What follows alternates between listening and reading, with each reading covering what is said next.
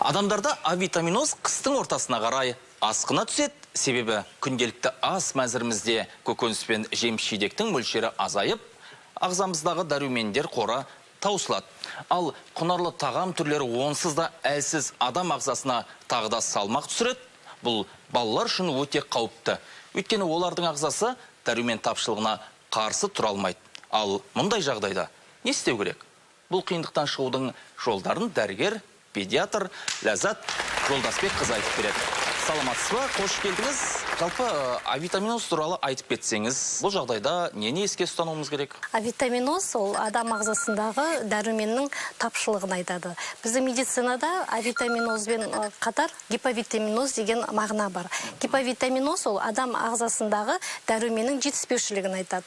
Бізде ең жиі кездесетіні гиповитаминоз. Гиповитаминоз ол жаңағы қысты, сіз өзіңіз айтып кеткендей, қыстың ортасында және ерте көктемде жиі кездеседі. Себебі жеміс жидектер, көкөністер қыстың мезгілінде, қыс мезгілінде пайдаланғанымен, олар табиғи жолмен өсірілмеген жеміс жидектер.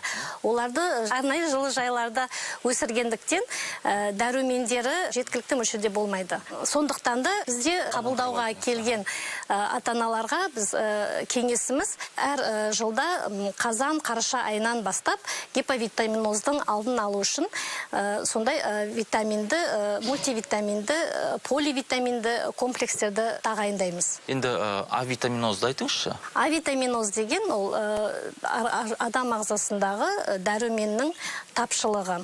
Авитаминоздың белгілері терінің құрғақтығы, бозғылтануы, терінің құрғақтығынан езулердің жарылуы, мектеп жасындағы балалар болса, мектепке есте сақтау қабілетінің төмендеп, шаршаңқы болуы, ашушаңдық, өте қозғыш, жас балалар болса, жылауық келеді.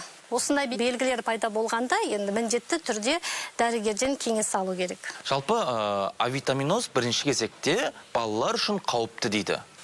Оның себебі неде? Себебі осы авитаминоздың әсерінен қазір бізде Қазақстанда балалардың арасында жиі кездесіп жатқан қант диабеті ауруы, семіздік ауруы, қалқанша маңы бездер аурулары кездесіп жатыр.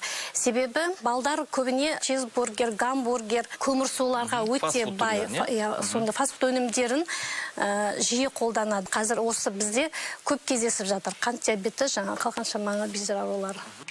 Жалпы енді бұл сырқаттың алдын алу үшін не істеуіміз керек? Жалпы авитаминоздың алдын алу арқылы тұмаудан сақтана аламыз ба? Әлбетте, авитаминоздың алдын алу арқылы біз жаңағы тұмау ауруларын, жіті ауруларын алдын алуға мүмкіндігіміз бар. Мысалы, мына столдың үстінде С витамині бар. С витамині біздің иммундық жүйеміздің микроағзаларға қарсы тұру қабілетін күшейтеді. Қыс мезгілінде, ерте көктемде осы С витаминін күнделікті бір мезгілден қабылдап қойып, суық тиюден, тұмаудан сақтануымызға болады. Қорғаныс қызметін күшейтеді. Басқа енді қандай дәрумен түрлері бар? Дәрумен түрлері өте көп. Әр дәруменнің жеткіліксіздігіне байланысты әртүрлі клиникалық белгілер пайда болады. Мысалы, дәрумені жеткіліксіз кезде көздің көру қабілеті нашарлай бастайды. Мысалы, оқушы көзі нашарлап, әлсіздік, шаршағысық, осындай белгілер пайда болғанда, міндетті түрде ата-анасы ескеріп дәрігерге көрсету керек. Себебі ода витаминнің жетіспеушілік болуы мүмкін. Ал енді мына столдың үстіндегі басқа да дәрумен түрлеріне тоқталайық. Бұның адам ағзасына қаншалықты әсері бар? Жиі кездесетін алфавит витаминдері, мультивитаминдер, мультивитаминді комплекс. Бұлар кешенді дәрумендер. Әр витаминнің өзінің жетіспеушілігіне қарай жаңа айтып кетті. Д витамині жетіспеушілігі болған жағдайда, олар Д витамині кальцийдің сіңірілуін қанға, сүйекке өтуін реттейді. Д дәрумен жетіспеушілік болған кезінде балаларда жиі кездесіп жатқан рахит ауруы, тісінің кеш шығуы жас балаларда, шаштың түсуі, тырнақтың сынуы, сүйектің майысқыштығы жиі кездеседі. Е витамині жетіспеген жағдайда несеп шығару ауруларының бұзылысына жиі әкеп соқтырады. Осындай әр дәруменнің жеткіліксіздігін анықтау үшін әрине міндетті түрде дәрігерге көрініп, педиатрмен ақылдасып, кеңесіп, зерттемелер арқылы шешу керек. Кез келген атана, кез келген дәріханалардан витамин алып беруге болмайды. Енді біздің түсінгеніміз, адам үнемі қозғалыста болу керек, солай ғой, спортпен айналысу керек, денесін шынықтыру керек деп.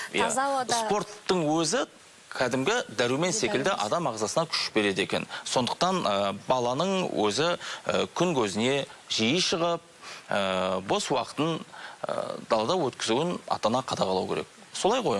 Қазір айта кететін жайт, біздің балаларымыз теледидардан және ұялы телефоннан көзін алмай үйде оттегі аз бөлмеде отырып көп уақытын жоғалтып алады. Ата-аналарға ескертемін.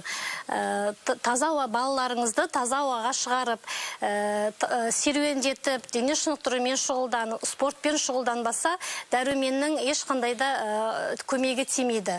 Сондықтан да ұялы телефон мен теледидардан балаларыңызды алшақтатып, салауатты өмір салтын ұстанайық. Олай болса, Ләззат Жолдасбекқызы, сізге рахмет. Мазмұнды мағлұмат бердіңіз. Адам үнемі қозғалыста болу керек, спортпен таза ауа, дәрумен секілді ағзамызға күш береді. Сондықтан баланың күн көзіне жиі шығып, бос уақытын далада өткізуін қадағалаңыздар. Келесі аптада амандықпен жесейік ағайын.